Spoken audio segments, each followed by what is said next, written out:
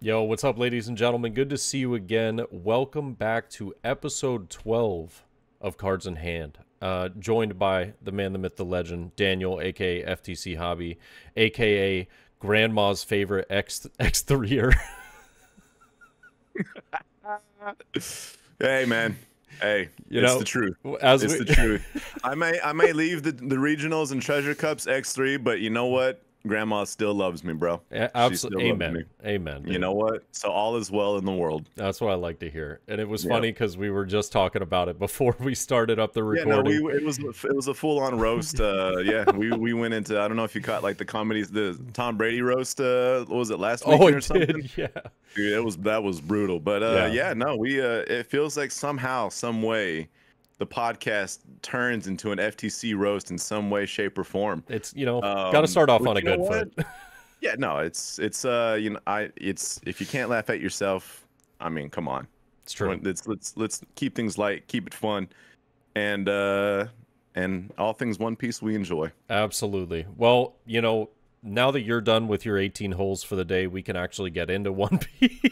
Well, I gotta go get I gotta get my suitcase of Keystone Light out the cooler, brother. Come on, we got some beer pong to go play. And some chili dogs to eat for lunch, bro. Come on. gotta hit up the Kappa Phi brothers. Yeah, Kappa Alpha House signing in, bro. Oh my God, it's too good.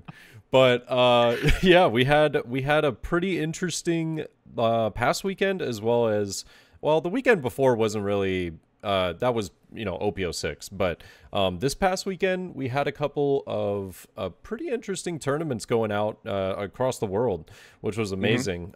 Seeing EB01 come out in full effect, so we got to see, if I'm not mistaken, I believe in Spain, Uta took the championship.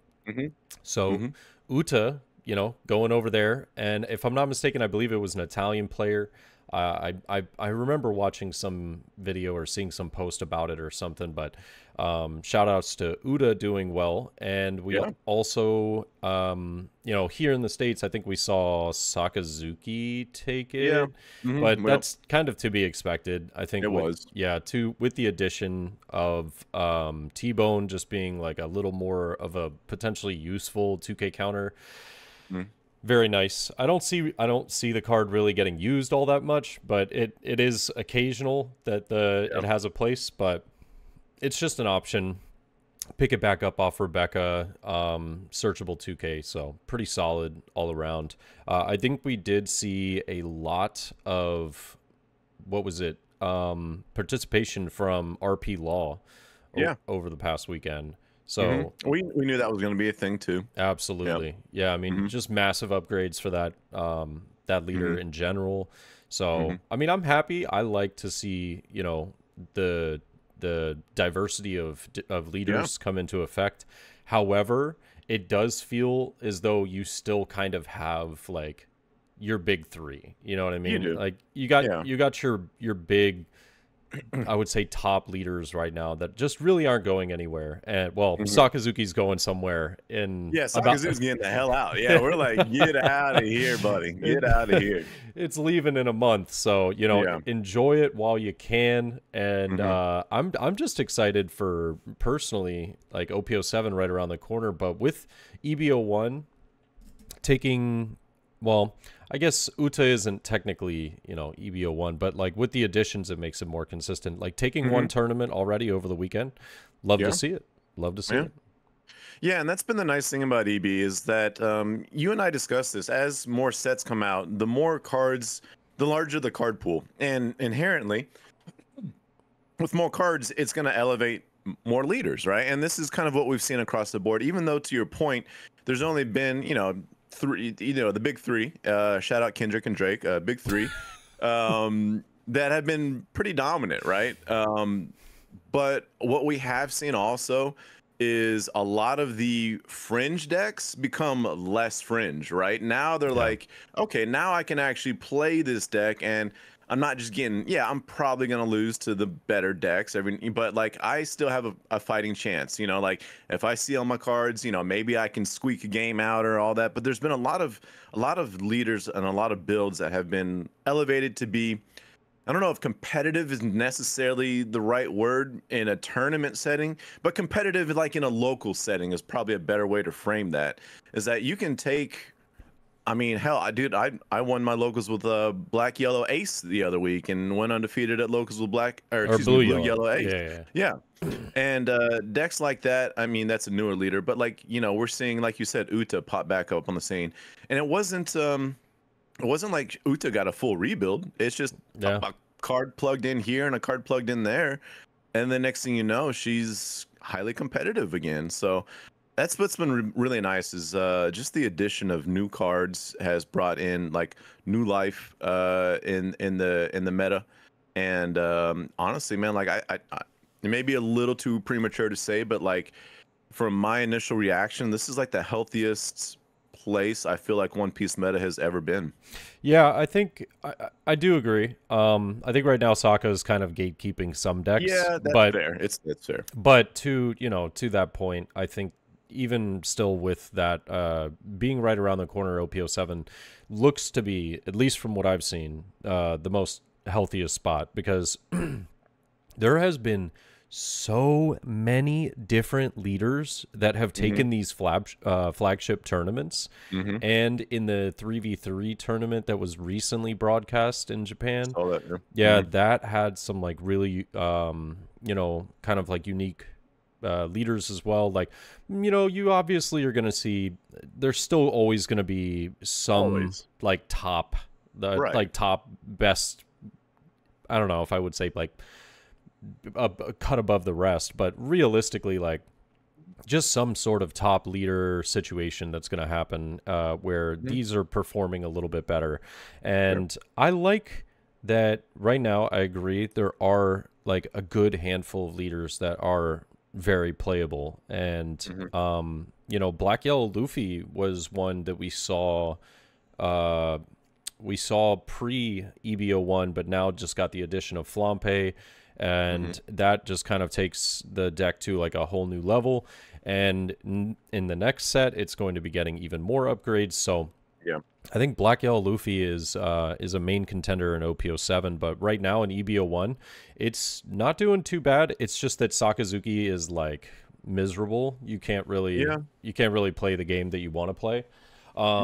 So I think, and to be fair, I mean, I feel like every deck should have some sort of answer. But for the people that want to play Black Yellow Luffy, it's kind of tough because you feel as though you have to dodge every Sakazuki you run into.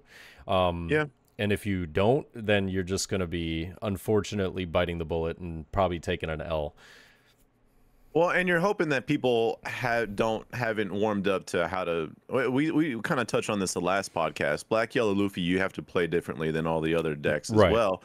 And I would say that the Black Yellow Luffy isn't. It's very dependent on your opponent's knowledge, which I know sounds like a very generalized thing to say within TCGs, but yeah, I would say like the moment you get into like turn 2, even turn 3 as playing as Black Yellow Luffy, you're gonna tell whether your opponent knows how to play against this deck or not.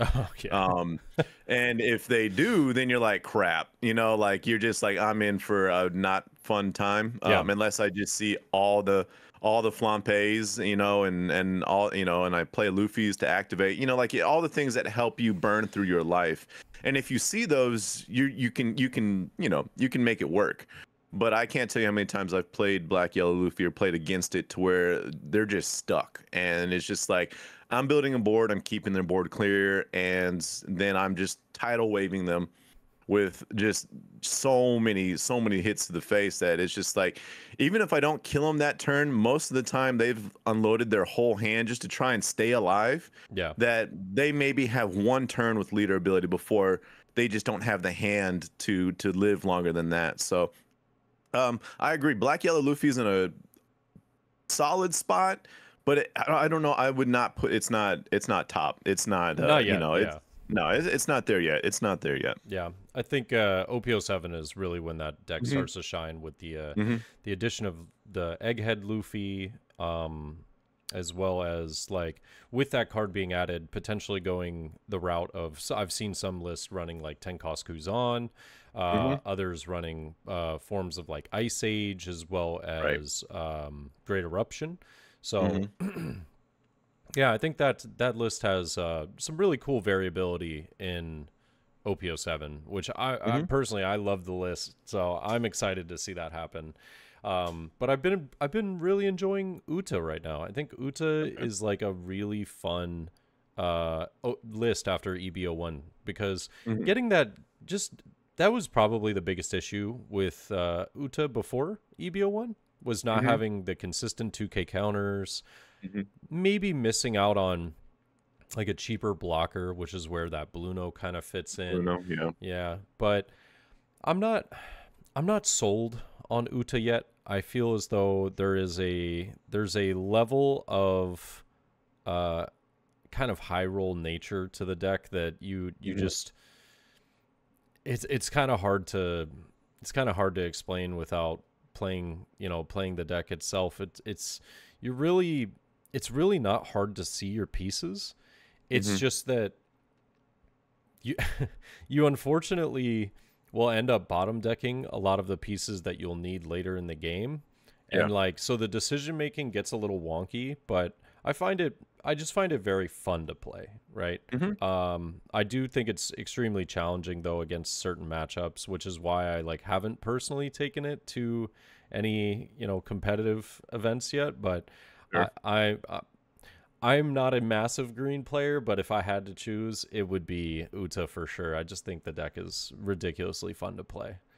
It is. It's a fun deck, and it's funny. Like most of the time, you wouldn't equate to a kind of straightforward or linear deck being all that fun, Yeah. but there is something to be said when you can like just slap three cards Yeah. down and just be like bam, bam, bam, and then the next thing you know, you're back up. Your next turn is 9 Dawn, and now you've got 9 Dawn, like three big decent characters on the board, and Yep. you can double swing. Like it can like it turns nasty real quick for your opponent with Uta. It's a fun deck, and it's one of those decks like I don't want to diminish the thought process that goes involved, but it's a deck that I feel like would do well in long, like 9-10 round tournaments. Yeah. Like it's not like the Sakazukis where you're like crunching your brain to do the numbers to like what is and all these sequencing. It's a good deck that it performs well, goes well into the field, and it doesn't fry your brain after not 8-9 Agreed. rounds. So like it's overall it's a good competitive deck. And I think what also should be noted, outside of the kids, it is a very well, even with the kids, it is still a very budget friendly build, Yeah. a very affordable deck that is extremely competitive. So like once you kind of bite the bullet on the kids, the rest of the deck, you got Nami, which I think Nami has gone down a lot because of the premium collection that we were supposed to get last month that had the Namis in it. We're still And waiting on that. they were still waiting on it, but once those get in circulations, we'll Yeah. see the Namis even go down even further. Yeah. And that deck remains competitive post EB as well. So it's cool to see a very budget friendly deck be as competitive as it is, and also be very user friendly, I guess is the best way I know how to put that. Yeah. So You know what's the worst part about like and by the way, I hope you know I do agree with you. It's just mhm. unfortunate that this is the sad truth is that yes, Uta is actually one of the more affordable like better decks that you can play, right? Yeah, yeah, And it still is like with the kid because of Kid and Nami, right. like a 200 something dollar deck. Yeah, and That's what's sad is that it's it's it's all relative though. I'll put it this way, yeah, because yeah, yeah. Yu-Gi-Oh side decks are like $500 Oh something. yeah. That's just like Oh yeah. their side deck. And but when you compare it to the likes of like Pokemon, where you can buy a competitive deck for like $50, $60, Yeah. yeah. But the way that I try and look at it is like, and this is the way I've somewhat kind of reasoned in my head when I spend a lot of money on this kind of thing, is like, all right, let's say Uda is $200 to build. Yeah.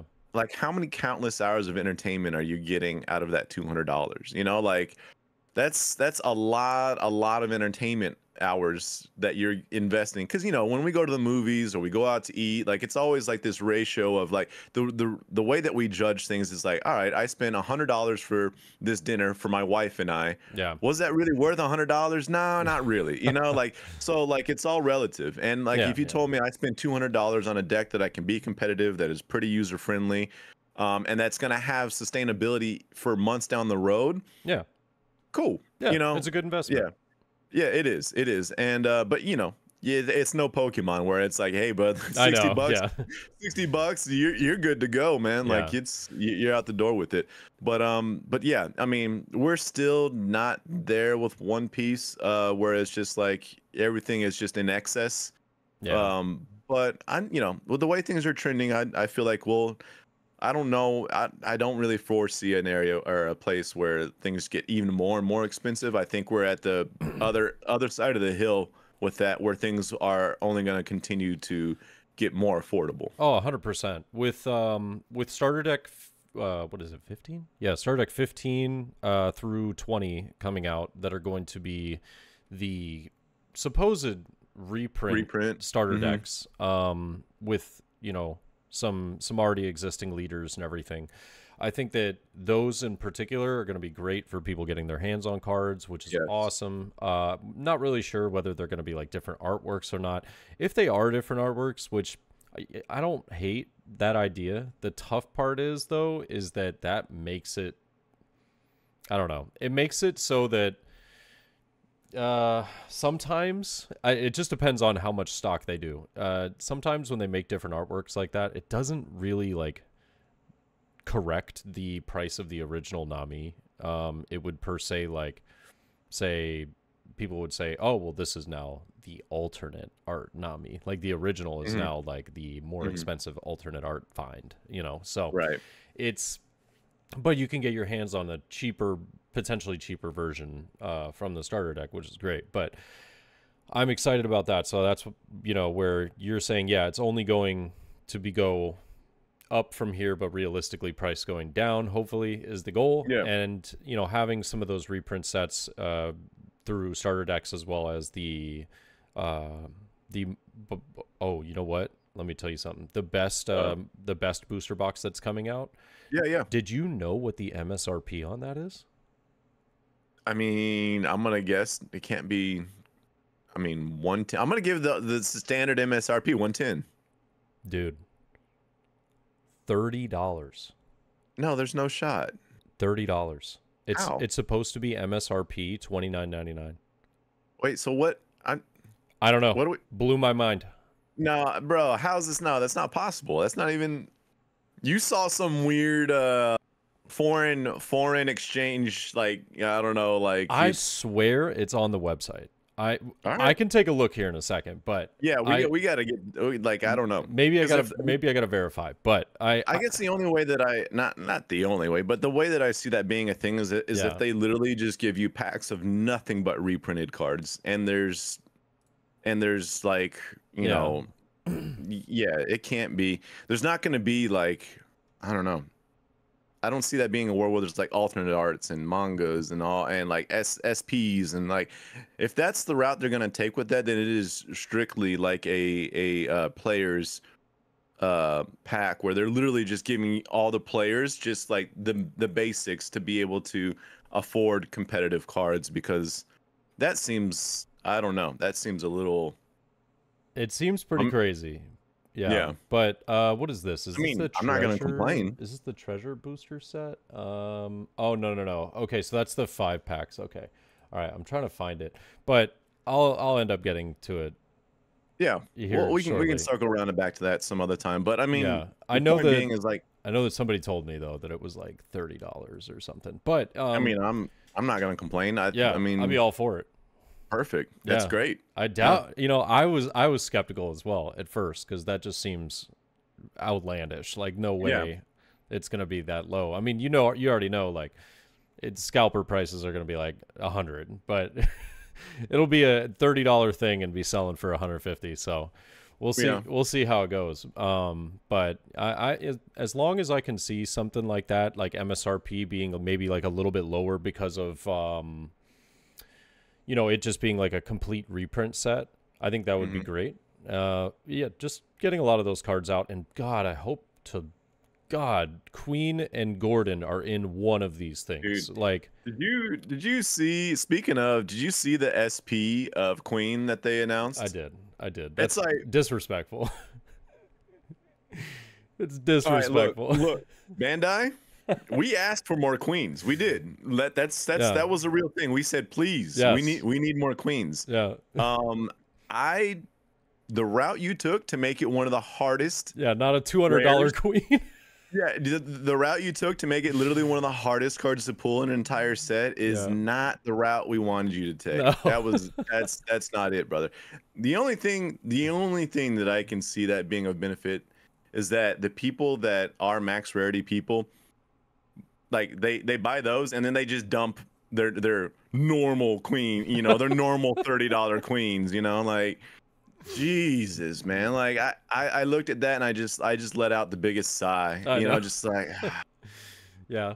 because that made zero sense to me. It made absolutely zero sense. I mean, like the art's cool. Everyone loves Yeah. SPs. It looks It's a good. super playable card, so like it's not just some random purple card that's not gonna get played. So like all that makes sense. Yeah. But making it the rarity of a short print was just questionable to say the least, man. Well, I think that it's going to boil down to two things. I think the reason they did it is because more than likely it's in one of the starter decks, or it's in the best booster box or whatever it's called. It's got to be like, because Okay. I say that and then it's not going to be, but I'm like, brother, it's you got gotta more be, confidence you know? than me. You got more confidence than me. There's I just don't, no I don't, way, right? That they I would. mean, we say that. There's no We say way. that. Yeah, We say that. but Gordon and Queen are like, it's just, I don't know. It's mind blowing that they haven't already been in like a tournament pack or something. Hmm. I think that this is just a massive missed opportunity as far as being able to use your tournament packs to get out those like really unique promo cards that no one could get their hands on. Like Yeah. red film promo cards, like I ended up getting a bunch of them. Unfortunately though, I got rid of like a lot of my cards because I was like, Oof. oh, when am I ever going to use this stuff? And then I don't need. yeah. I don't need these. I don't need these toy laws and these Gordon. Yeah. These Gordon. Like, get them out of here. So I get rid of my toy laws, and now I'm like, oh man, I really wish I had those because I want to play some RP Law. Not Yeah. that you like need that card per se, but it's a very good card for the deck. Mhm. And so, As long as Gecko's around, it's a really good card. oh, fantastic, yeah. And so I was just like, man, what a bummer, Now I gotta buy them again. They're like 15 a pop, and like Gordon's Yeah. like $40 a pop. That's insane, dude. Building RP Law is something like it's like $400, I think, or I think it's higher. It might be $400 or $500. It's insane, and it's simply because of cards that shouldn't be like that. So, good news is OPO7, if I'm not mistaken, or maybe it's OPO8. It's one of the two. OPO7 or OPO8 tournament pack is going to have the toy law, the RP Law, reprint. Oh, that's right. Yeah. Which is that's fantastic, right? But like, come on, bro. Just put all the cards that are necessary to get reprints into all of these other packs. Like, just do it. Because having to wait another year, this card's only going to go up in price. Like, I can genuinely see if Gordon isn't included, and like, it specifically has to be Gordon. It can't be, and it has to be the same like promo ticker and everything. Because if it's not, then you're going to have like 12 Gordons in an RP Law build. Pretty much. That's exaggerating, but like you get the idea. It's like, I think that Raise Max was supposed to be the solution, and then they were like, people were like, oh wait, you're telling me I can run 8 of this card 8 of these that does the and exact same effect? maximum value. Yeah, maximum value. I mean, honestly, like, and here's a word of advice for locals, because most people are cool with it. Just run 8 Raise Max, and and don't. Like, yes, in a regional treasure cup, is that allowed? No, they're not gonna let you get away with that. And if you're trying to take red purple law to like, and you're in that situation, unfortunately, you're not able to. But from a local standpoint, just to feel the deck, and just to like get the reps in, because there might be a time down the road where you can spring for Gordon. Just plug in the 8 Raise Max and tell your opponent, hey, look, We're at locals. I'm proxying 4 Gordons for 4 Raise Max, Yeah. and it's the same damn thing, you know, Yeah. like If no somebody's one's got a gonna no one problem, be like, dude, yeah, what? no, we Like, don't no, we don't raise issues like that at locals. yeah. That we don't that's not what we do. Like, what are we But yeah, playing it's for a pack? Come on, bro. yeah. Like, Yeah, honestly. Well, you know, like and it's funny because you and I were just having this discussion before. If you're really in a pinch and you're wanting to take red purple law to a tournament, you could maybe get away with substituting the Gordons with the Fire Fist, the 2-cost Fire Fist. I would not run it maybe as like maybe a 4 of I don't know. I've never really messed with that idea, so I can't speak confidently on it. But it might, in a pinch, it might work as a substitute. It's not as it has its benefits over Gordon, but generally speaking, it's not as efficient as Gordon. yeah. But you know, in a pinch, I could see someone making it work, and so you know, it's probably a 5-cent card and not a $30 card. So from a value standpoint, True. you know what? If you don't want to spend $120, $140 to get Gordons, spend 50 cents and play 4 of Fire Fist. Yeah. And see how that goes. And hope you run into a lot of Sakazukis or something, because card's still really good against Sakazuki. Yeah, so. it is. And you know what? Speaking of value, as far as maybe not wanting to spend as much, whatnot, we were kind of chatting about this before. But EB01, I mean, coming out like pre-orders and stuff like this, I think this has maybe kind of like been a slight eye opener for people. But I also think it's because it's a half set. You know, is that people were pre-ordering this for tons and tons of money, buying cases for a lot of money. Like I know people, $175 was kind of like the going rate. yeah, 170, 160, like crazy amount of money for something that now has dropped to like 115, $120.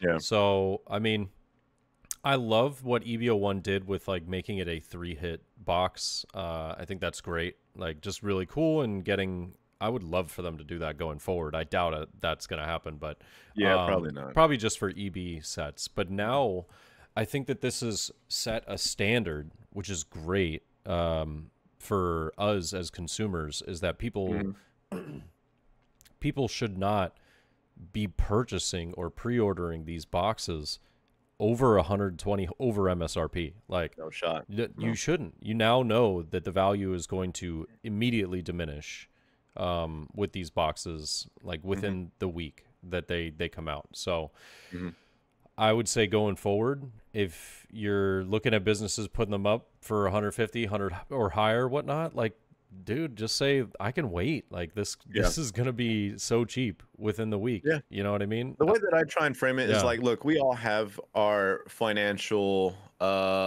what's the word, abilities, right? Yeah. And for some people, spending 160, 170, they do not care. True, like it's just like I'm in a different tax bracket, brother. Yeah, I don't got money like that. Yeah, I'm gonna guarantee. Like when I see pre-orders going up, I'm buying a case. I don't have to. I forget about it until it shows up at my doorstep, and I'm a happy person. Granted, that's probably a smaller demographic than your average TCG player, but you know that does exist. And so, like, I always try and frame it in the sense that do what financially makes sense for you to do. If you're comfortable paying $150, fine, but I don't want to see tears when you see it at $100. Like, you knew damn well going into it that it's very likely you're going to be getting this for a lot less if you're just patient with it. Yeah. And also for me, it's also a matter of principle as well. And it's not that I don't want to support card shops, because it means a lot to me to support card shops. It's the backbone of the community, our card shops that host our tournaments, they take care of us. So in return, I want to do the same for them. But there's also a line where it's just like, all right, like this is too much. You kind of, I feel like it's almost being taken advantage of to a certain extent. So it becomes a matter of like principle to an extent, to where it's like, if I'm buying boxes at 150 and 170, what is their incentive to drop it to 110? Like there is zero incentive for them to say, you know what? Nah, I want to make $50 less per box on this. Yeah. So let me go ahead and just dunk it down to like $100. But you've got people lined up. Like I saw lines for EB01, people lined up, 30, 40 people deep for LGSs to open up so they can get a box. And they're charging 150. So, like it's like one of those things, like how much of an impact am I just making by myself and having this principle? it probably, I mean, nothing. It's not really impacting it. But I'm hoping that by demonstrating, and this is something I share with, people on social media to help kind of drive home the point. It's like, as corny as it is, be the change you want to see, right? Yeah. And if I want to see $110 booster boxes be a regular thing, then I'm going to only purchase at $110 booster boxes. And that's just all there is to it. Yeah. So outside of like just the financial ability aspect, there's you got to keep in mind that if you keep buying boxes at 150, 175 pre-orders, there's zero incentive for card shops to lower it down. Yeah. And it's just going to kind of be stuck there. So definitely something to keep in mind when you're making these purchases, particularly pre-orders as well. Yeah. I think that me personally in OP07, I got nothing. I got nothing pre-ordered. I don't because I'm very lucky that I have like 3 or 4 local shops near me that all sell MSRP, or sometimes lower, which is nice. But that means that I can go in and I can go, okay, you know what?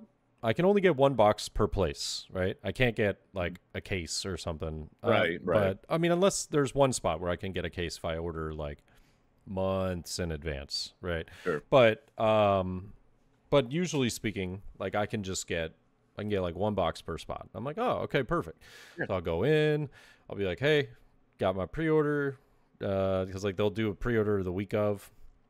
Come in, get my box, be good to go, and then walk out, all that. Love it, right? But yeah, I am still nervous because I know that I'm only going to be getting those limited like 3 to 4 boxes for me this next set. And I know that this next set's going to be very influential and very important for a lot of decks and a lot of cards. So like I want to run Lucci. I know that Lucci's going to have a lot of SRs as well as secret. Lucci gang. I think it runs. Does it run the Sabo secret? I think it does. But it does. Yeah. The 8-drop. Yeah. So like I got to get my hands on those. I got to get my hands on the SRs and stuff. So like I feel for people trying to like scramble to get themselves boxes and whatnot, because it guarantees you like a good amount of stuff. But singles are just going to be the way to go. Like it's going to be definitely the way to go for a while. I plan on, since this next set's coming out, I'm not really trying to go hard on this next set. I plan on trying to get myself a case of OP08 though, because I don't know if you saw, but that Silver's Rayleigh manga card looking real good. Yeah, I honestly, I'm taking the internet's word on, is it Raleigh or Rayleigh? I don't know. I think it's Rayleigh. Yeah. Is it Rayleigh? Okay. Yeah, I'm pretty sure it's Rayleigh. Well, you're the professional when it comes to the anime, so I lean on you on this. But the point being is like everyone is like super hyped for it, and I'm not there in the anime, so like I don't know the lore. I don't know everything surrounding this particular character. But I will say this: everyone else seems super hype about it, which I'm like, all right, cool. Rayleigh's he's the GOAT. He's the GOAT. That's that's been pretty much the consensus, I think. Dude, without spoilers, because I'm again. But referred to him as the Dark Lord, I think is and I'm like, that's the okay. Dark Lord Silver's Rayleigh alone. Yeah, I'm like, okay, I'm what arc is he in? So I don't know if like this. I guess it's technically kind of a spoiler, but it's not really. If you want to know like a little bit more about who he is as a person. Actually, no. It's really not that big of a deal. I promise you, it's not like it's story crushing at all. Because when you meet him, it's the first thing he says, basically. But not the first thing, but it's like one of you end up finding it out. He is essentially, you know how Zoro is Luffy's right hand man? Yeah. He is the right hand man of Goldie Roger, or was the right hand man of Goldie Roger. Okay. Yeah. So interesting. So you end up seeing him in the arc of the Archipelago, and like, I don't want to. Yeah, we don't have to dig too far into it because I'm. But basically, like right around 3D2Y, if you know what that means. If you don't, then you just won't know what that means. Yeah, no, I have no clue. Cool. So yeah, it's around the Archipelago. All right. Yeah, and he's it's like right after Thriller Bark or something, or no? Oh no shot! I actually just finished Thriller Bark. Is it? You went through Ines Lobby and stuff, right? Oh yeah. So because it's after we went Thriller Water Bark. 7, Ines Lobby, Thriller Bark, and I think I'm on the Fishman Island now.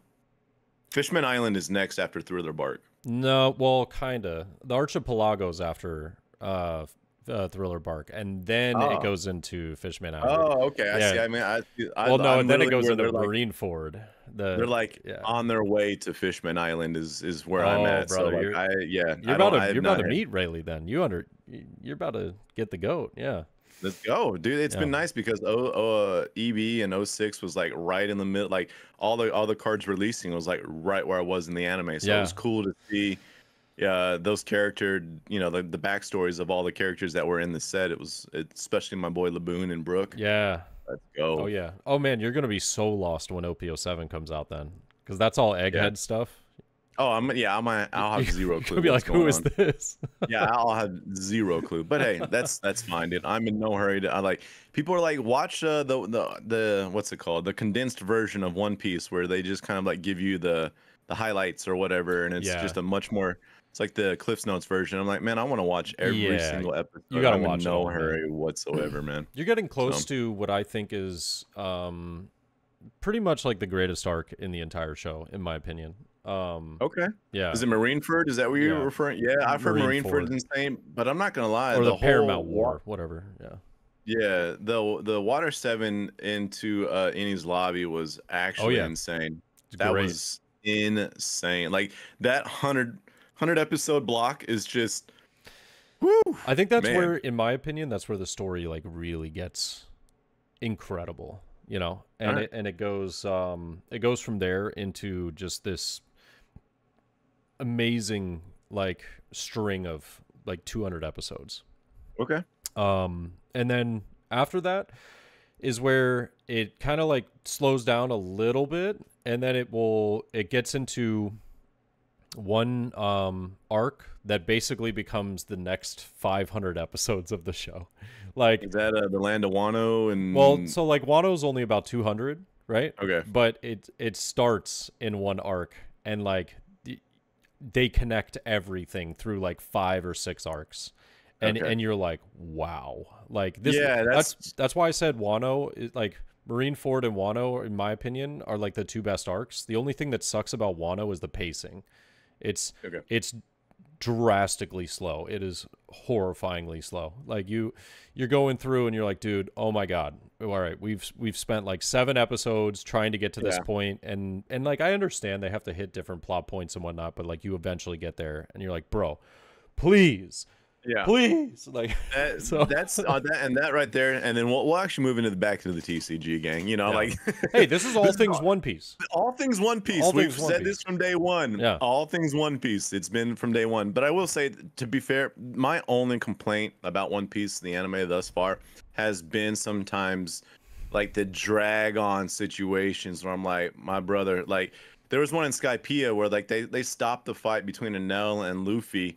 And they do the Shandorian backstory for like 10 episodes, and I'm like, and Calgara and all this, and I'm like, hey, you know, this is cool, but like, I was literally watching Enel and Luffy throw hands, and then you're gonna yank me away from it, and then like, you know, like dedicate these 10 episodes to the Shandorian backstory, which is, it's like building me up, and then it's just like, okay, like so like, and it stretched on for a long time. So whatever, I'm a patient man. I I appreciate all the details that Oda has put into it, and all the time and effort that he's poured into it. So like it's cool, bro. I'm chilling. It is a masterpiece. It is. Yeah, I'm not in any kind of hurry, and if it drags on, then it drags on. So be it, dude. It's a masterpiece. It only gets better. I will say though that like it's with a show of that length, you're gonna have some slow episodes. You're gonna have some moments where they're like, all right, dude, we're trying to kill some time. Like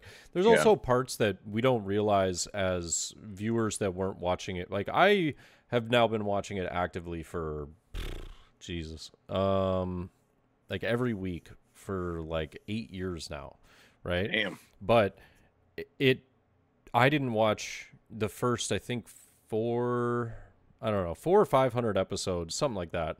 I didn't watch weekly. I watched it, like binged it all at one point. Mm-hmm.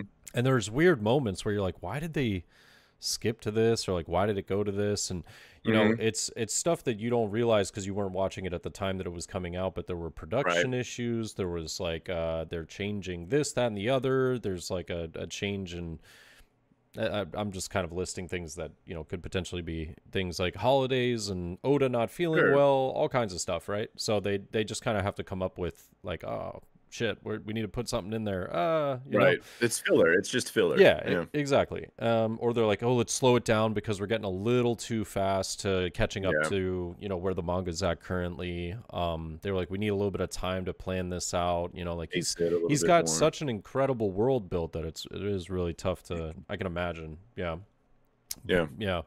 But I'm super excited for the OP07 stuff because that's the arc that the show is at currently. And yeah, EB01's actually just been really cool because it's got a lot of different characters from all over the Mm-hmm. storyline of One Piece, Mm-hmm. which I think is Yeah. great.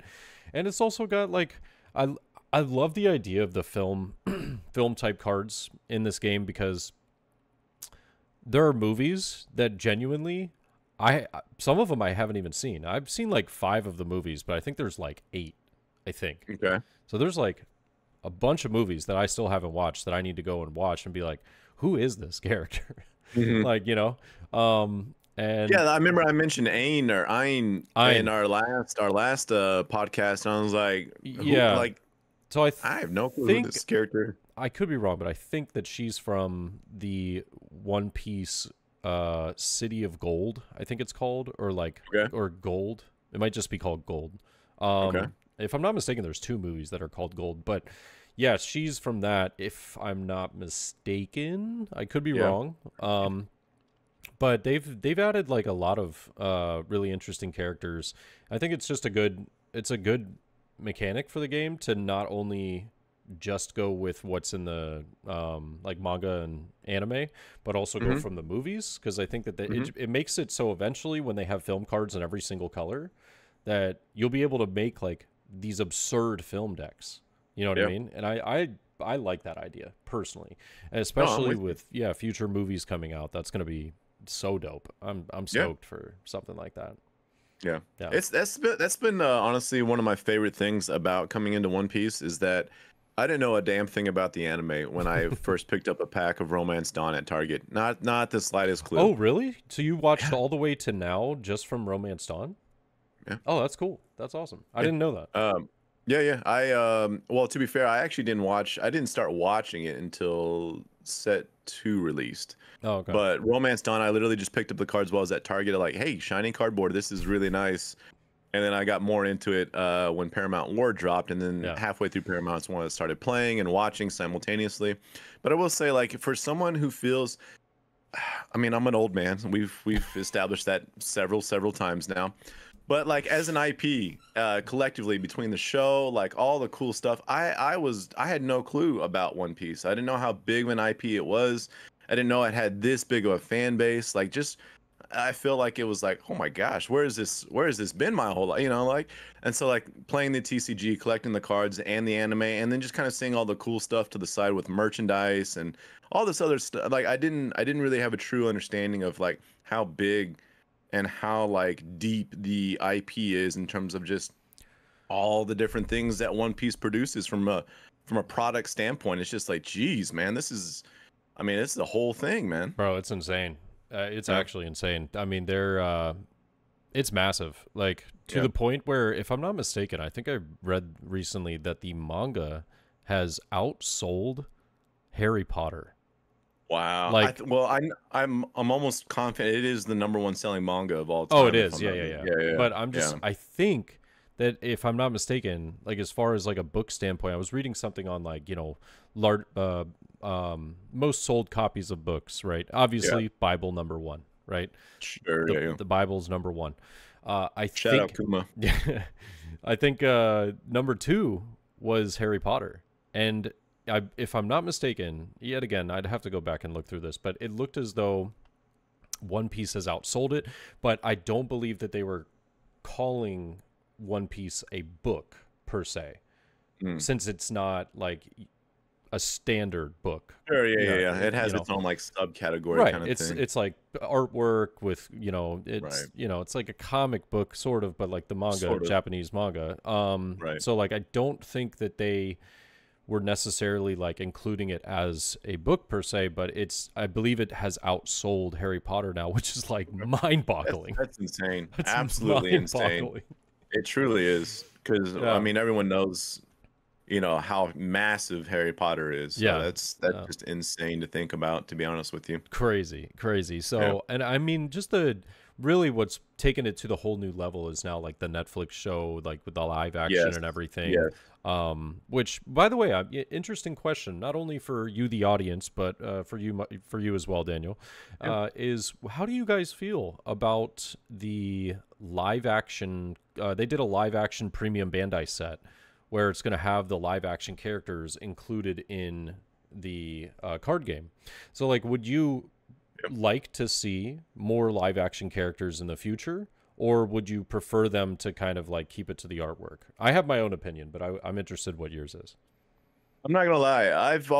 I don't like seeing people on cards. It's not like I don't. It's not like I dislike it. But if you're gonna ask me, hey, would you want someone to illustrate a character, or do you want us to take a photo of a real person dressed up as Luffy? I'm gonna say illustrate it. You know, like. Yeah. And that's no knock on the live action. I actually thought the live action was a good it's a good representation. Yeah, it was. And so like that is not a knock on anything other than just like a strictly an aesthetic standpoint. And that actually when they put that up on Premium Bandai, I think that is quite literally the only product from Premium Bandai that I did not order, because I just like I've ordered like play sets of damn near everything else. But when I saw that, I was like, yeah, you know what? I don't need that. I don't need that.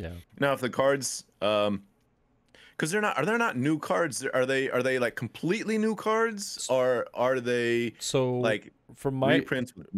From my understanding, I believe that they are the cards that you get in the sealed that's what it was. Yeah, you're right. They're the cards that you get in the sealed promo event that they 25th anniversary ones. Yeah, that had the what do you call it? They had the Winter Sabo as the I think it's those cards exactly. It's all blue, right? All blue. So all blue.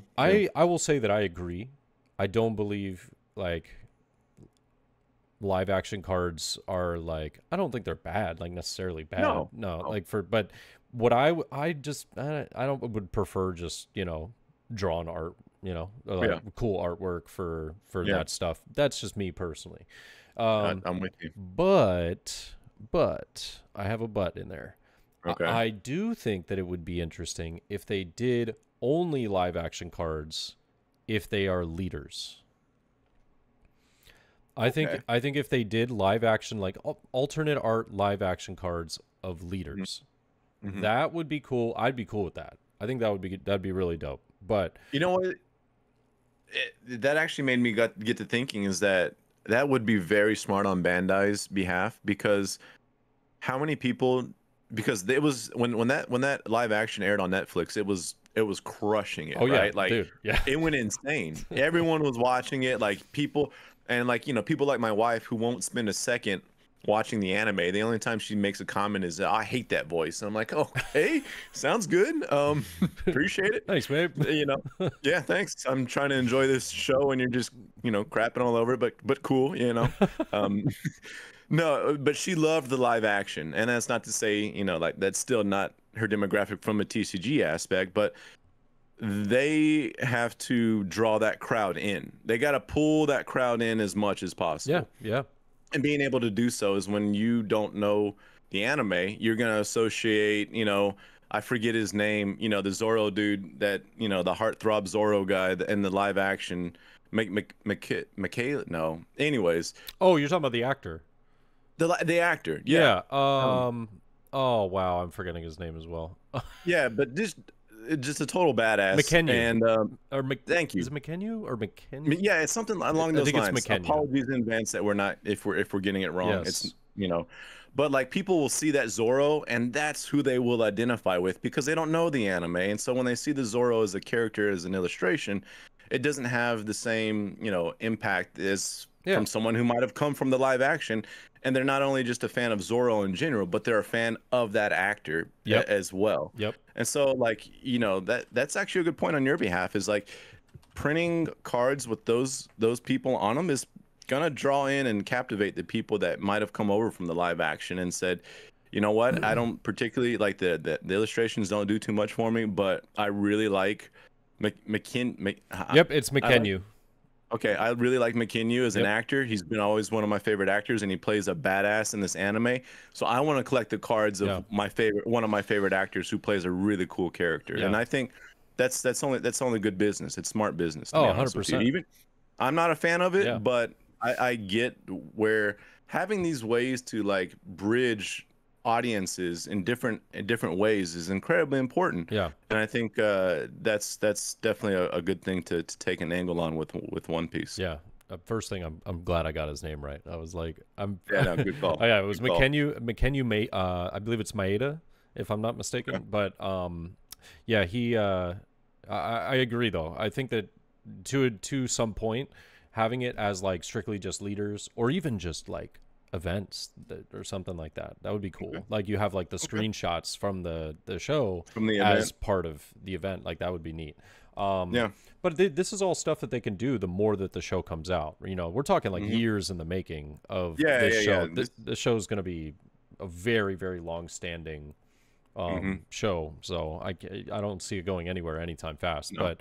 But yeah, it's interesting. By the way, this was all just super random. It was just something I thought about, and I was like, you know, this is interesting. I kind of want to get your opinion on this, and as well as everyone, you know, that listened on that. I would love to hear what you guys think. Like comments, you know, let us know, because I personally, I could care less if they do start introducing some. I just wouldn't want it to be the majority. You know, make it like make it like a cool promo thing here or there. You know what I mean? Yeah. But like, to be honest with you, I don't particularly want to open up a booster box and get live action cards. Get if a I'm picture of keeping it McKenyu. I really like, and that's, you know, I love everything that they're doing. I love what they got going on. I think they're doing a great job, but I do not want to open up a pack and see Luffy's goofy ass smile on my card. And I love that dude. I love that. I mean, like they've done the casting has been great. It's been perfect. I think they've crushed it. But I don't want that in my booster boxes, please. That's so funny.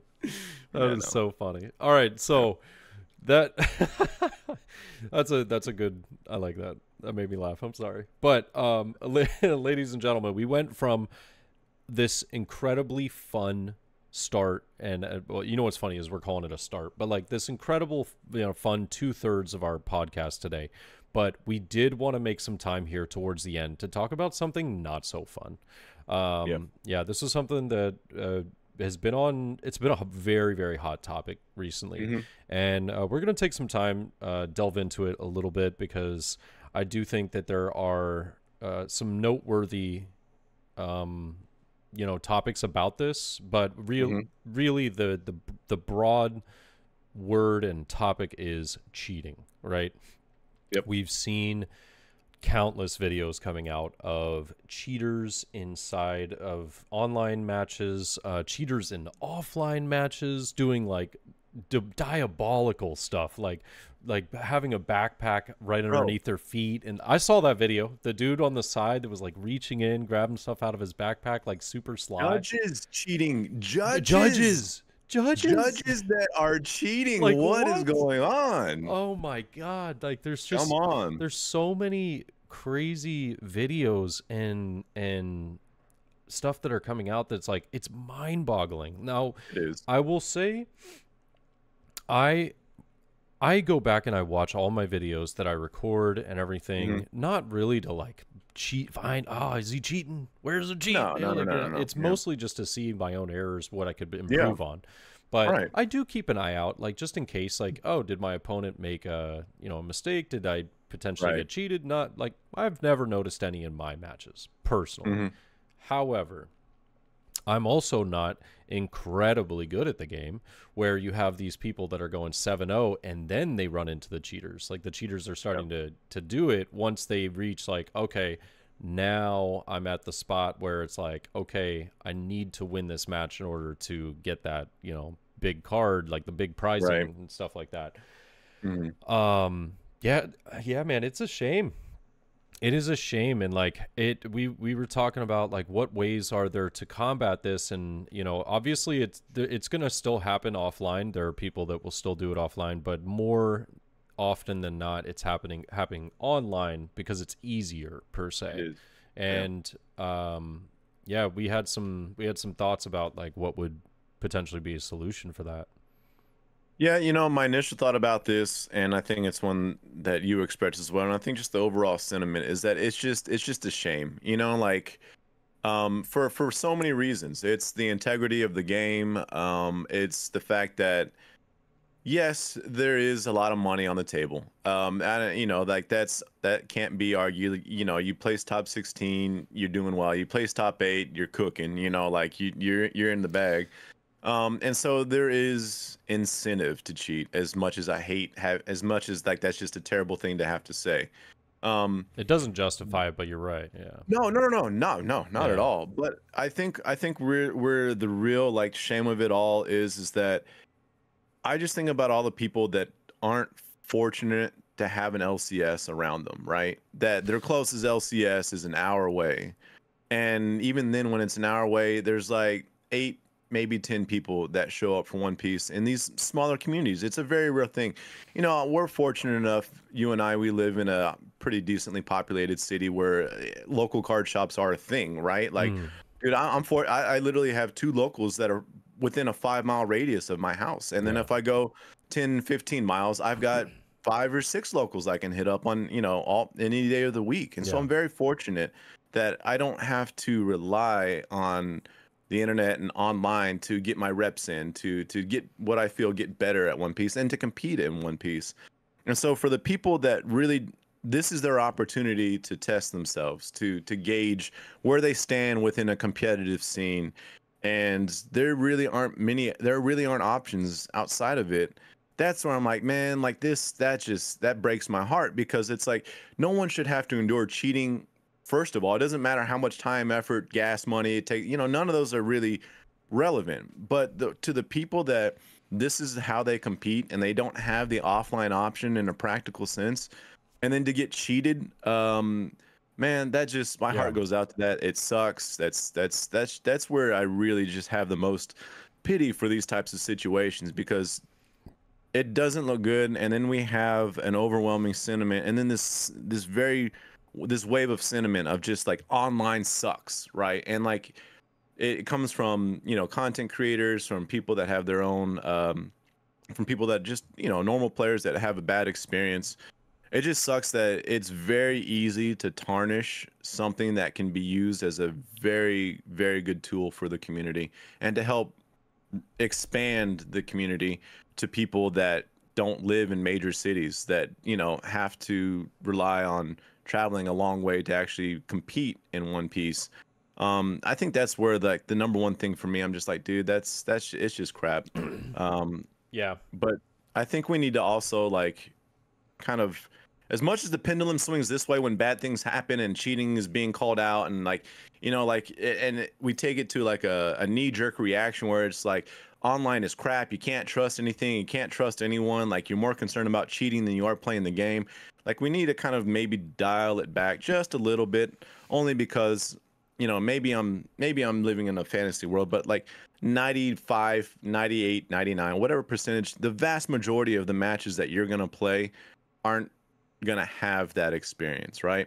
It's just a shame that when people do experience those things, they get magnified, as they should. Yeah. Yeah. But then that becomes the overall sentiment of like, oh, I don't want to play online because I can't trust that people are going to be honest about how they play, and that's the crappy part. Yeah, it does suck. Because like you said, you know, it's a great solution for a lot of people. Like for me personally, I can't afford to fly out to all different places to go and play, to go and do this. Like, I can't do that. No way. Right.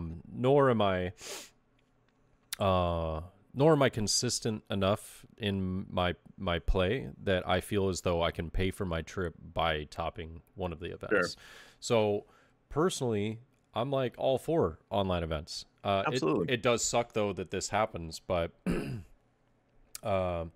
yeah, I mean, we recently just had that video from Awakened TCG that came up that was showcasing a judge cheating by pulling cards Unreal, dude. from his lap underneath a table. I mean, Unreal. like, it's just it's like mind-boggling, man. Like the levels that some people go to I don't know. It's just I think it's sad to a degree that we have to prioritize nefarious behavior in order to get ourselves like a card that is just has monetary value. Like, don't get me wrong, man. Like, I could use a top 8. I would be, I'd be looking good with a top 8. That wedding bar just got top shelf only, baby. That's what I'm saying. I would be looking good, but it's just like I'm not gonna compromise like who I am all for something so silly as, hey, I'm gonna cheat over somebody else's like hard work and thought process that they put into the game. And one thing that looks to be like potential solutions for this is that I believe that Bandai's trying to do this route, but Bandai can't use, like, the simulator is so good. I love it. Like, I absolutely... Shout out Batsu, man. Yeah, Shout out. yeah. Batsu does not get enough praises for the work and time that he puts in for giving us a game to play like this, man. Yeah. Seriously. It's great, but we can't, like, Bandai can't, like, use that. They can't use it because they just won't be able to, like, use something that's not of their own sanctioned tournament process. Right. So I believe that Bandai's trying to get to the point where everything's going to be like Dragon Ball Fusion World, where any game that they put out, maybe not any game, but like any game that has big promise, like Dragon Ball, that they know has a very big following, and has a lot of players and stuff like that. I believe that they're trying to get to the point where they're going to have a client for this game as well. That we're going to see, potentially like some form of online ranking system like they do on the Fusion World application. And so that's going to be the solution essentially going forward. But it just sucks because, like, I enjoy the webcam aspect of it. I really do. Yeah.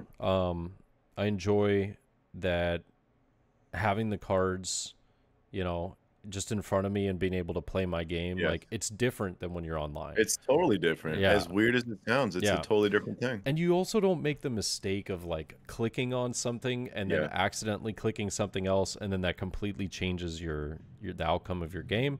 But I mean, if we're gonna go that route, like to where people complain about even that, the oldest game in the history of games, chess, does online matches. They do online bullet matches, rapid chess, and all kinds of stuff. And even these matches, players make mistakes. Like the highest level grandmasters will make mistakes because of a simple misclick. And like it sucks, but like that's the convenience of being able to stay in your home and play the game and just relax, enjoy it in the comfort of your, own environment. Like, I get anxiety when I go to some of these offline events because I'm like, absolutely. I'm like, oh man, like I'm nervous to like meet people and I'm nervous to like do my best, but like not look like a fool. And it's really hard. Grandma will still love you no matter what. Yeah, Luffy. I'm also Grandma's favorite X3. Grandma's at home with some cookies and milk, and she's there to rub your back and make you feel like all is well in the world. She's got me. All right. She got you, bro. Yeah. She got you. Yeah, that's I don't know. That's just something that like I look forward to, like an online client like that, but at the same time, like it is nice to be able to play with your physical cards in front of you and whatnot. But Yeah, It's two different games. Like yeah, playing an online client, whether it's the one that Batsu has made, or if One Piece and Bandai do create their own.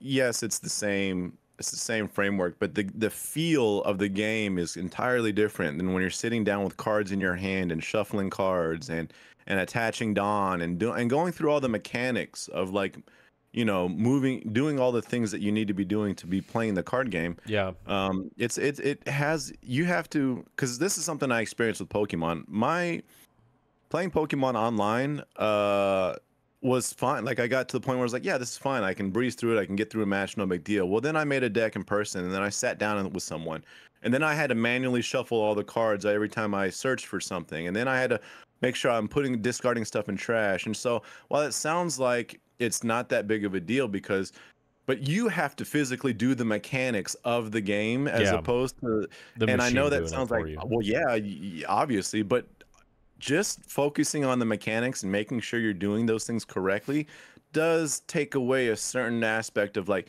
you're not putting that towards, should I swing 7 or should I swing 6? Like there's different energy requirements. I could sit here at my desk and play One Piece sim all day, and I could like, have a beer, have some wine, like relax, take it easy, and feel like I'm just coasting and I'm not having to do anything but click a mouse.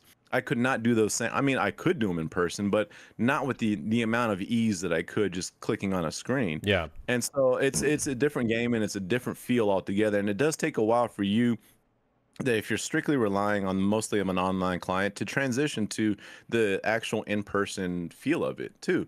it's And then there's interesting that you say that because when OPO6 first started, I actually forgot to mill 2 using Gecko's ability every single time oh my god, yeah. because the It sim just did it does for it for me. you. It did it for Yeah. me. And it's So yeah, things like that you have to pick up on and do correctly in order to play. And it sounds silly, but yeah, like you have to do the stuff yourself, and it yeah, puts a different aspect on the game entirely. So I will say also, kind of to go back, and this is something you and I addressed, is that there's a difference between cheating maliciously and cheating unintentionally.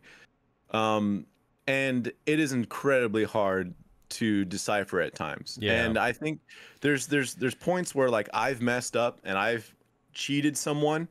I don't think there's a single One Piece player that has No. played for any significant amount of time that has not experienced that, Yeah, right? We've all done it, and I've been on the receiving end of that as well. yeah. Honest And mistakes. it could, right. And I think as the more you play the game, the more you can decipher, was that malicious or was that not malicious? There's things that, and I like, I'm not here calling people out. I'm not going to be slandering people, but there's things like dumping 6 cards into the trash and saying, oh, that countered out, like that Yeah, is malicious. Okay. yeah. That is You malicious. know what you're doing. You know damn well what you're doing. However, like I've had a situation where I had to correct someone because they were new to Red Purple Law, and they wanted to Sachi Penguin back a couple Dawn. Well, they saw the 3 Dawn that were arrested right here. They didn't see the 1 Dawn that was attached to one of the characters that they swing, and so when they played out Sachi Penguin, they tried to ramp 2 thinking they had 3 Dawn. I said, "Nah, brother, you've got 4. You forgot this one that's attached to this character up here." I'm like, "Oh, you're right. My bad. And, cool, take it back. Let's.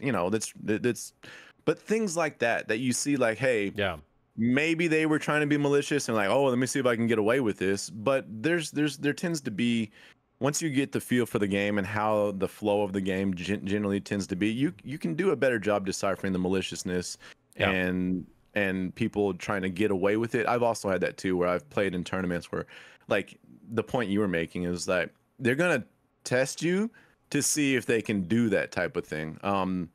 That actually happened to me in Arlington, where a dude, and I let him get away with it. I called him on it, but I let him get away with it because at this point I was just like, whatever. He was playing Reiju, played Queen minus the Dawn, and then drew 3 cards at once, and then trashed a card. And I'm like, that's not how that works, dude. yeah, yeah, But it's things like that if you don't know better, people will try and see if they can get away with it. yeah. And so that's where you call your judges and you get things figured out and whatnot. But I don't, like, it feels like cheating is kind of like a hot topic right now, and I don't want this to, like, I feel like there's almost like a witch hunt right now going on for cheaters, which is fine. Like, please call them out, but like we also have to understand that honest mistakes do happen, and good people make bad mistakes. Yeah.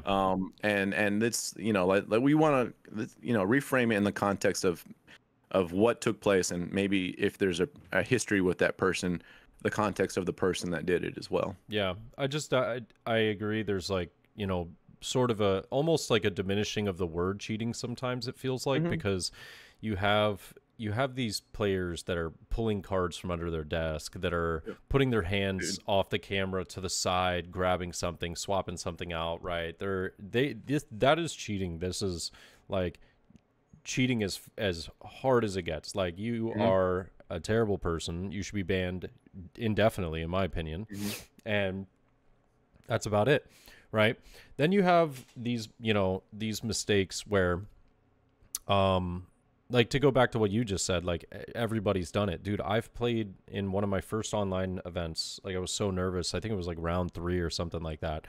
This was way back in like May of last year. It was like OPO, I don't know if it was OPO 2 or 3. It was one of, I don't remember. It was OPO 2 or 3. And all I know is Kuzan was in the game, okay?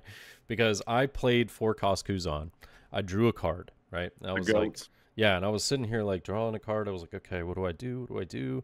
And like, I'm attacking with other things on my board. I use my leader effect, do something.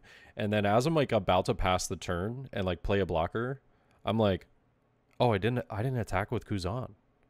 Right? Like, wasn't thinking like, I really wasn't thinking like, oh, I just played that. No, I just went, oh, shoot. Yeah, attack Kuzan 5 and then just play Borsellino or something. Right?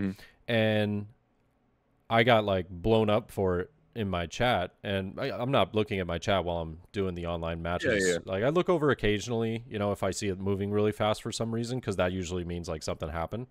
But yeah, I pass the turn, you know, I go about my stuff, and then I was in a losing spot. I was actually like probably about to die, and I look over, I see chat moving pretty quickly, and I realize, oh my god, I just attacked with the card already just played, right?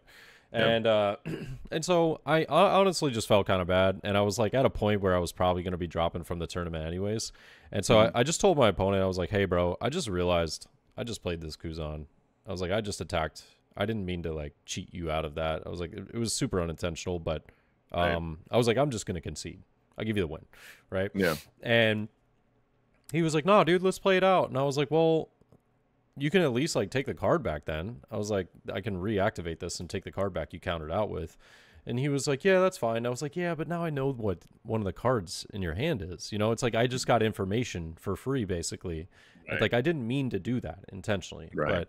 But yeah, and like, he was able to swing for game and he got it. And I was just like, okay, cool. Because like, I wasn't about to win and then play this out. But like, I just, it felt bad that, you know, because I didn't mean to do it intentionally. But but like, that's cheating 100%. Like, and granted, it's not putting my cards, you know, putting my hands under the table, pulling out a new card, kind of cheating. That's a different level. Yeah, but it's still like, I technically got one over on my opponent, with not really intentionally trying to. And I think I've also done something of the sorts that I used like a searcher to search something that I think what it was I used Nami to search, or was it Nami? I can't remember. It was something to search something that I couldn't. Like, it might have actually been, if I'm not mistaken, it might have actually been back in OPO3. I used Spandom to search a card that was not CP. It was either not CP9 or it just wasn't searchable. And like, it was like another Spandom or something. You know what I mean?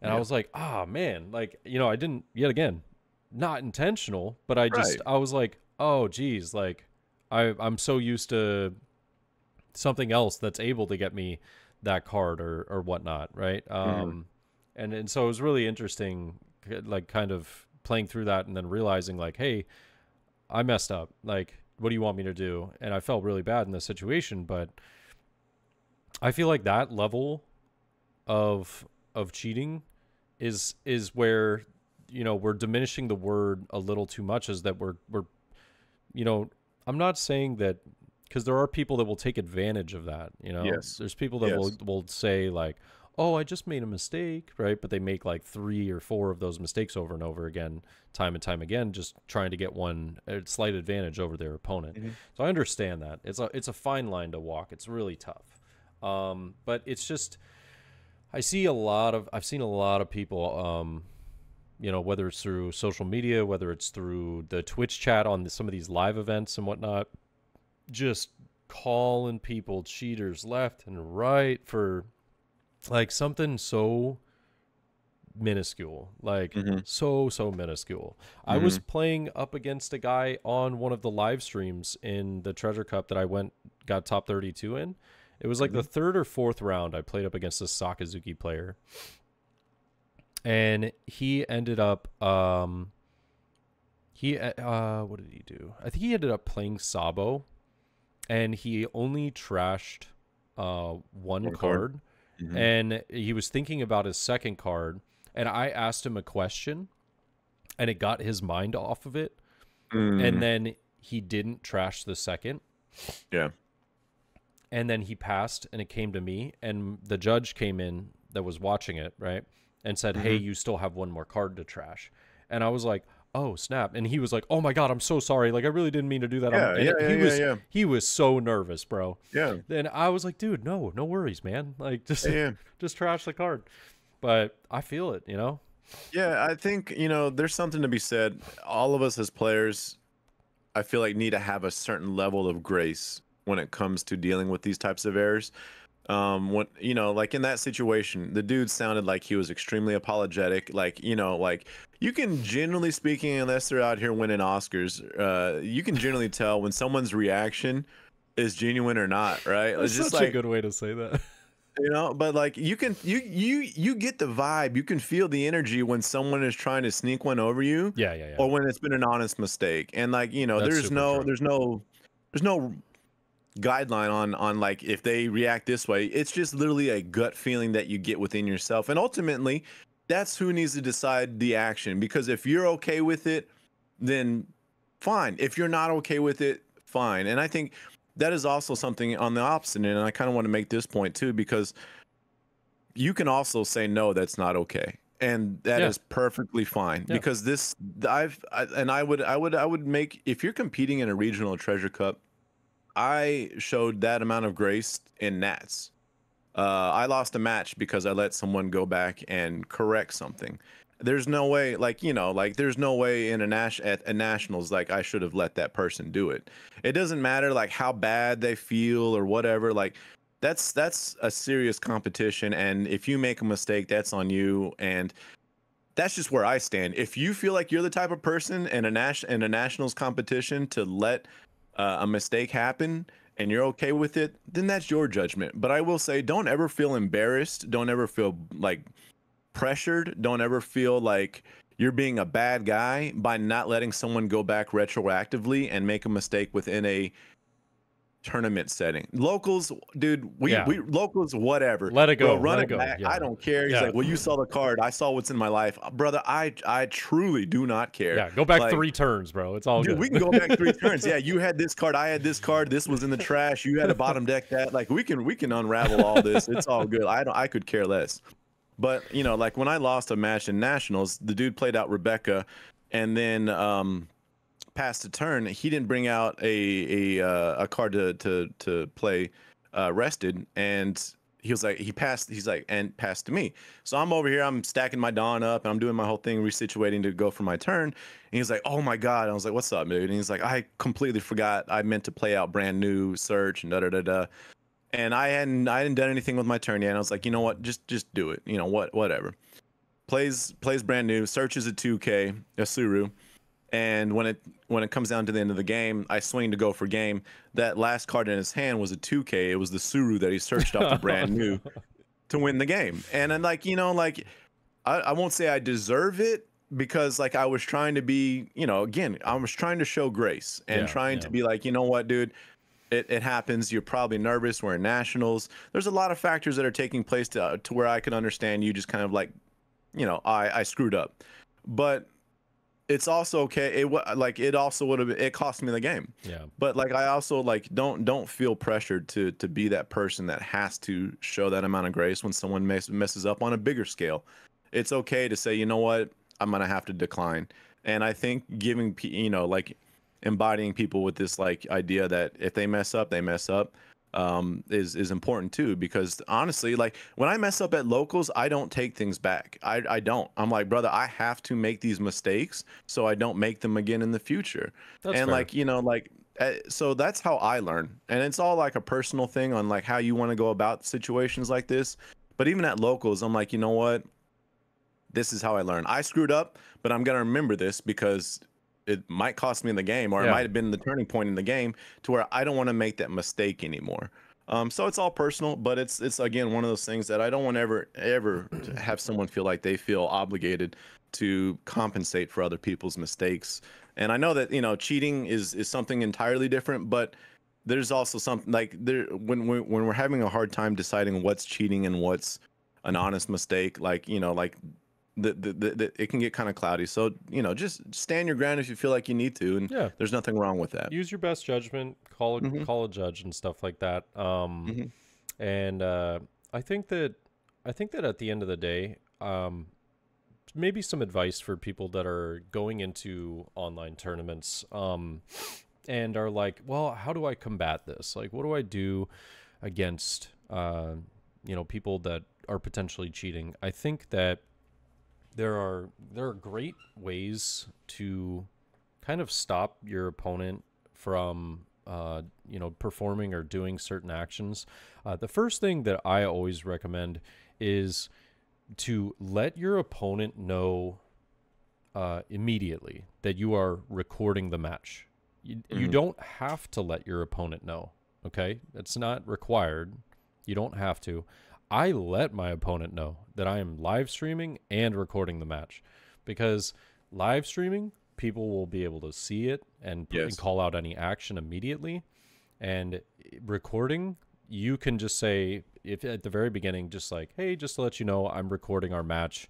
I like to look back through, just because, there's been, you bring it up candidly. You say like, yeah, there's been so many of those, dirty cheaters around lately, and it's like, I like to look back and, see if I can catch one and, throw them to the judge. It really throws people off. They're like, oh, okay.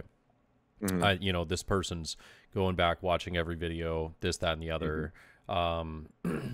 It's especially against somebody that's going to be acting suspiciously. Like there's a type of personality that comes with people that do this. I've noticed, at least, like almost a way, like a monotone way of talking, until like their voice gets like an influx once they realize that they've been had. Essentially, they've got caught. Right. But like it's like very monotone, like keep it to myself, like not like we're doing dark nefarious shit over here. Right. So I think that one, saying that you're recording is a very good way to counter that. Another thing to do is for dice rolls is to a lot of the times ask for low roll, right?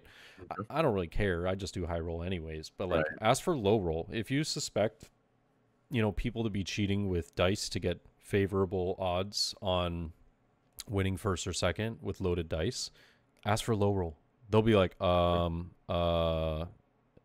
like, I guess. And, and if they don't do that, then do odds, evens, and say odds. Because more often than not, the dice will land on 6. Right, so you can say odds, and you'll get like your high. You can get any of the, or excuse me, say evens.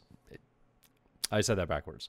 Say evens, and then you can ask your opponent to roll, or you can ask your opponent to only let you roll. Right, be like, hey, do you mind if I roll for both of us? I'll roll for you first, or me first, whichever you prefer, right? Because that way I don't have loaded dice or something like that. There's just there's many ways that you can go about combating these situations. I do think that having the recording whether you're doing it or not, though, is extremely important. I think everyone should record their Everyone matches. should be recording Yeah. regardless. Yeah, 100%. Yeah. Good, because one, it's good to learn from. You go back and Yeah, watch your at matches. bare minimum. Yeah, you go back and watch your matches, and you say, man, I could have done this better on that turn. Or you could go back and watch your matches and say, oh, snap, I got cheated, bro. Let me hit up a judge real fast. Like, here we go. Yeah. Yeah, and I think even doing little things like constantly asking cards in hand just to keep a tab. Right. Hey, you could do it like at the beginning of every turn, and even if you know, hey, I know he's got 5 cards in hand, just putting it out there, being like, how many cards you got? And they have to answer that every single turn. Yep. They're like, this dude's he's keeping tabs on these types of thing, and it just kind of, again, to your point, it keeps them on alert, right? Yep. You're just like, all right, this dude's he's on it. I will say the other thing too is like before a match even started, because I think one of my biggest complaints is like just shady setups in general. Just like it's not adequate enough for me to feel comfortable. And so like if you're going into a situation where there's not enough lighting or part of the mat is off of the out of the frame or whatever the case, make sure you establish that before you even play your turn 1. Just say like, hey dude, like I'm not comfortable. Like could you turn on an extra light?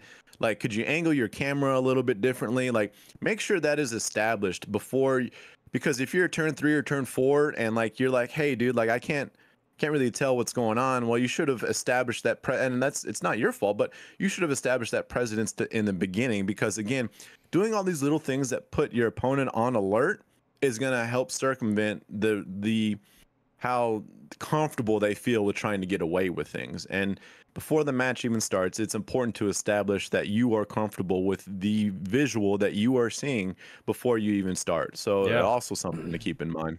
Oh, 100%, man. I can't say how many times I've seen setups and I was like, I didn't say anything, Bro. but I'm just like, how, like you really turned your camera on and looked at this and said, oh, this is good fine. to go, I'm Chief. Like, yeah, we're good to go. I'm like, I can't see a damn, like, and I've let it slide too, but like, going forward, it's definitely gonna be one of these things where it's like, nah, this isn't gonna work, bro. So I had the craziest I had the craziest story one time.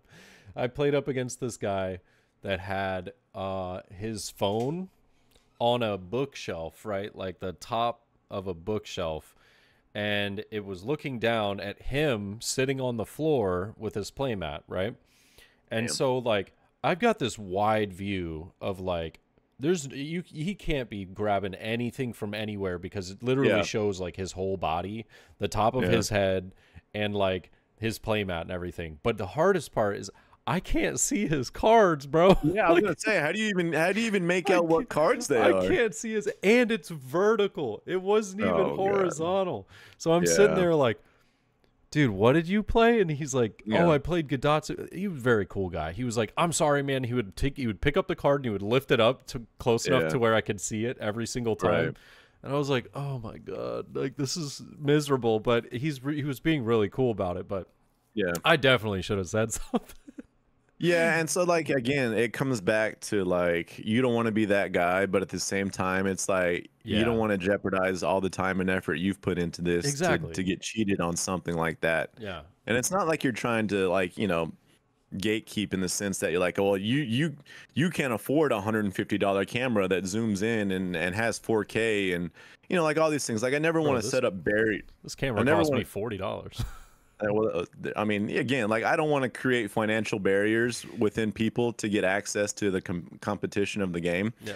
But at the same time, I'm not trying to have like, if you have to raise your hand up 3 feet to have the camera tell me what card it is, like I'm sorry, brother, but that's just not sufficient. Like we gotta do a little bit more than that. We gotta do a little bit more than that. Bare minimum, We're not asking a lot. We're not asking a lot. But that's the thing is, I do think that TOs are starting to realize that that's more of a problem. So they've been posting in their, at least I've seen in their Discord posts and in the emails as well, like the FAQs, like, hey, this is what you need. If you don't have this, you can be called out on it and you will get game losses. So like if you can't meet these requirements, sucks to suck, but like it is what it is. And like you said, it's not, we don't want it to be a financial burden or anything, but like, dude, at the same time, dude, these cameras, you can buy a cheap, nice 720p 1080p camera for like $30-40.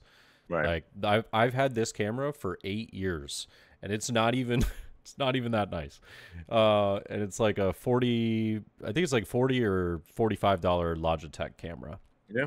And it's lasted me 8 years. It'll last me another 8 years. Yeah. I think eventually I'll get something nice, but that's when I'm, you know, not poor and I get a Well, top, we saw top 8. also in the we also saw in the EU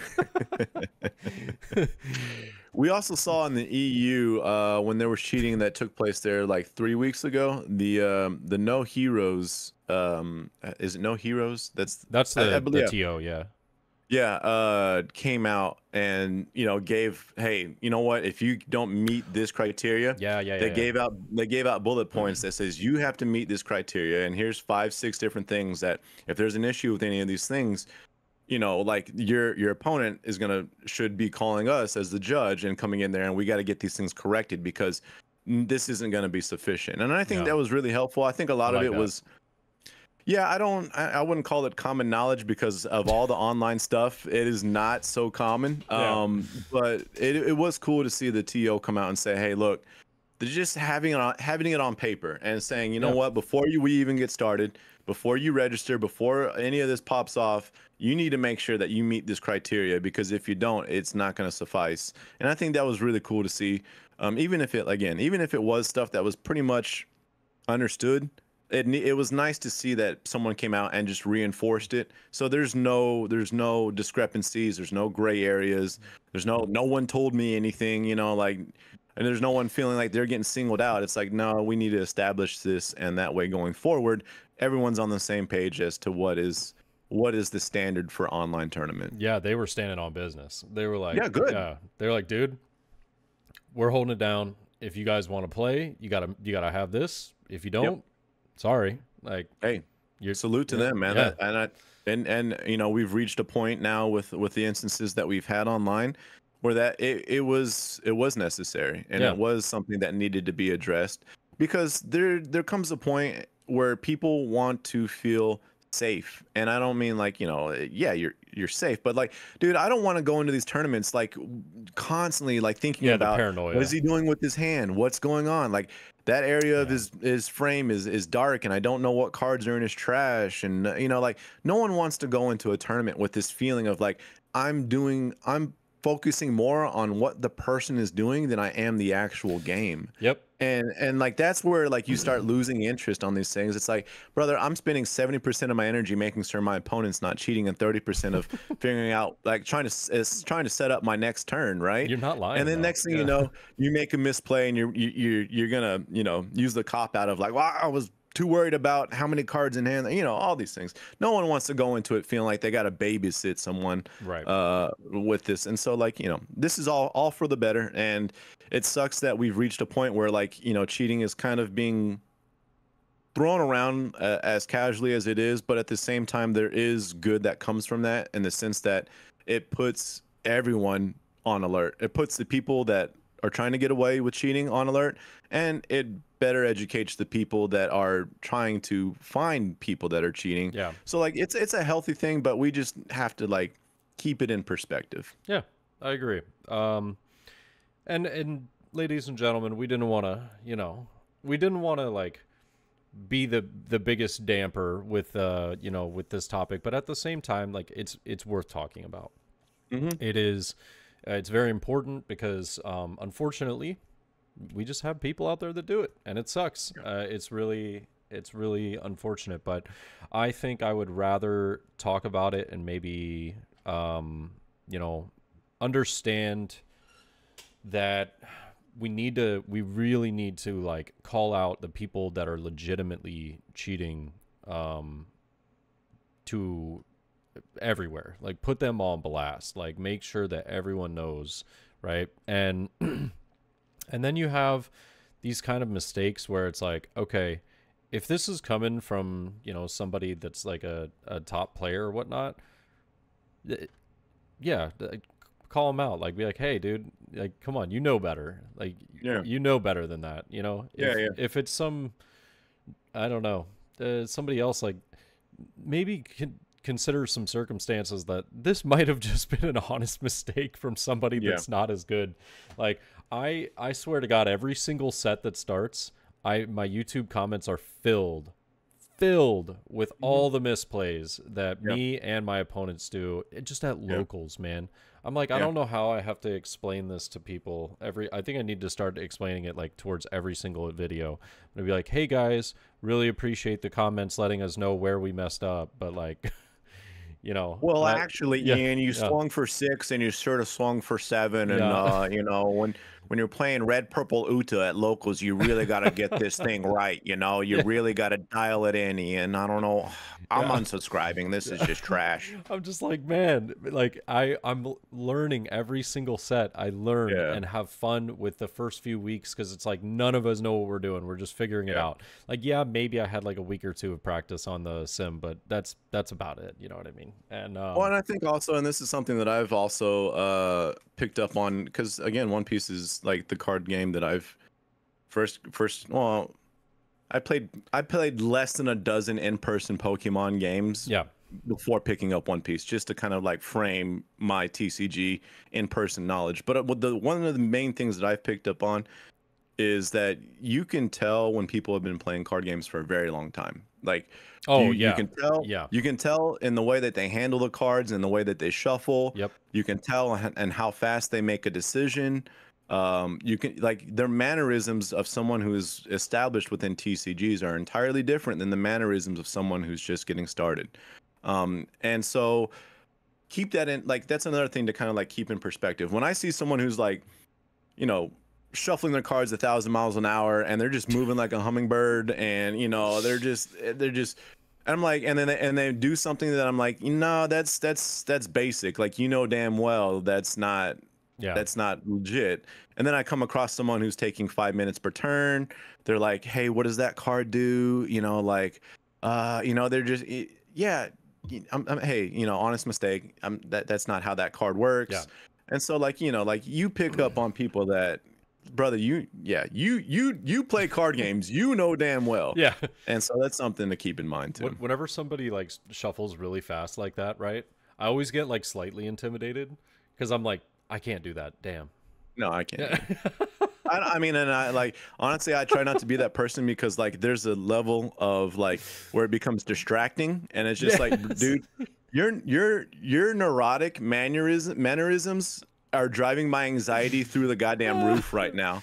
Like, so I'm trying to make an important decision in this game, and all I'm hearing is you flicking your cards 1,000 miles an hour, waiting, and it's not even like a break. It's like you flick them, you're done. You flick them, you're done. And I'm just like, brother, like, maybe it's a tactic they're using against, like, to get inside my mind and distract, because like there's times where, like, brother, could you just give me a second without you flicking the goddamn cards and let me think about what my next move is gonna be? Like, please. I don't care too much about. I just think it's really cool. I just can't do it. Yeah. So I'm like, no, I'm like, man, like, I always get intimidated because I'm like, damn, they're probably better than me because they can shuffle like that.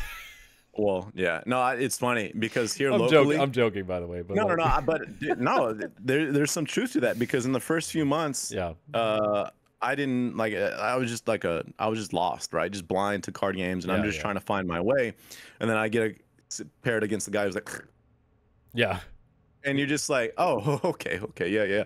But they're all like former Yu-Gi-Oh players, is what I've been finding. Yeah. They're all like Yu-Gi-Oh dudes who come over, and nothing wrong with them, but I'm just like, that's been like the commonality here locally with everyone that is just like crazy with the cards. They all come from Yu-Gi-Oh, and they're just going nuts, dude. And me, I try to be, you know, I try and instill the old man wisdom. So I tend to like to sit very calmly. Very, you know, like, I'll kind of like shuffle my cards a little bit, but you know, like, for me, like, I try and think clearly, and when I'm like neurotic, like, you know, feel like I'm like, you know, just chugged a gallon of Red Bull, and I'm like, oh, what are you doing this thing? Like, I don't.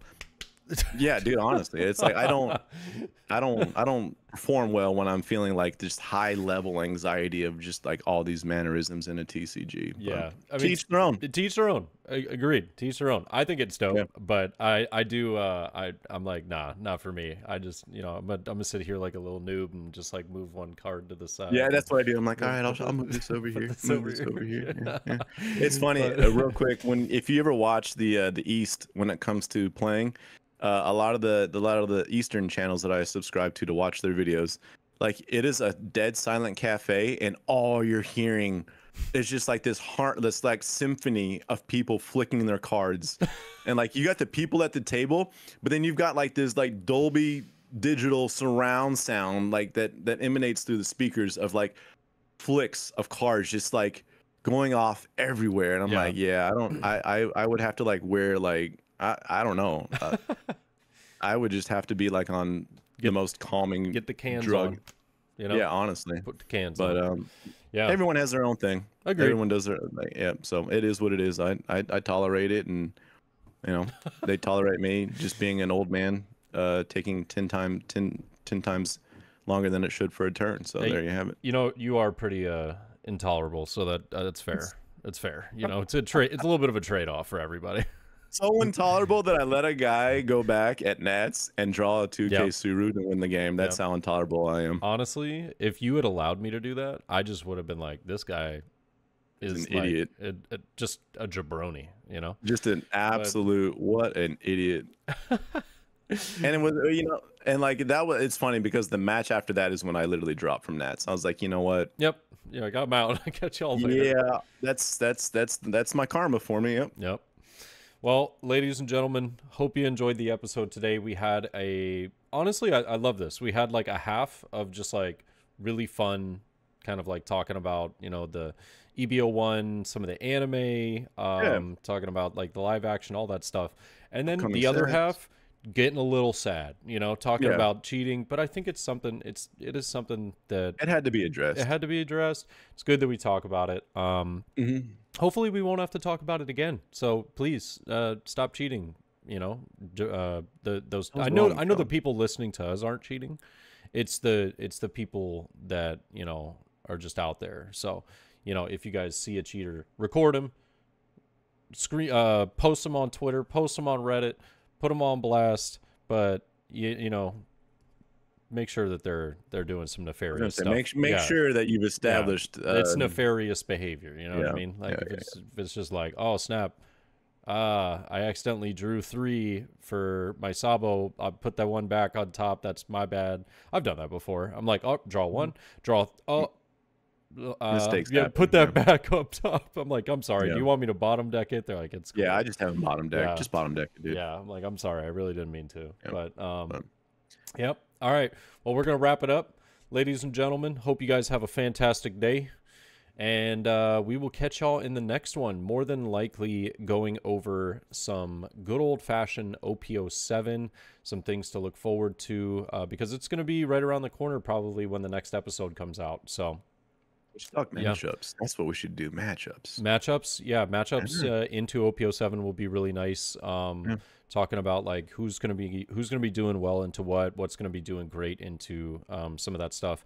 And we also have some interesting things that we've been talking about wanting to do for a long time now that I think we'll go over some of like our favorite cards, like whether it be events, 2K counters, blockers, stuff like that, leaders, you know, just like what are your favorite like top 5 or like most impactful cards in the game, stuff like that. So we will catch y'all in the next episode. Thank you as always. This is actually one of our longest episodes ever, but cool. I love it. I love it. You know, whenever we get going, it just goes. It'd be like that. But hope you guys have a fantastic day. Check out the social medias over on the side. Or if you're listening to us on Spotify, we do see you as always. And yeah, take care. Take care, guys. Peace.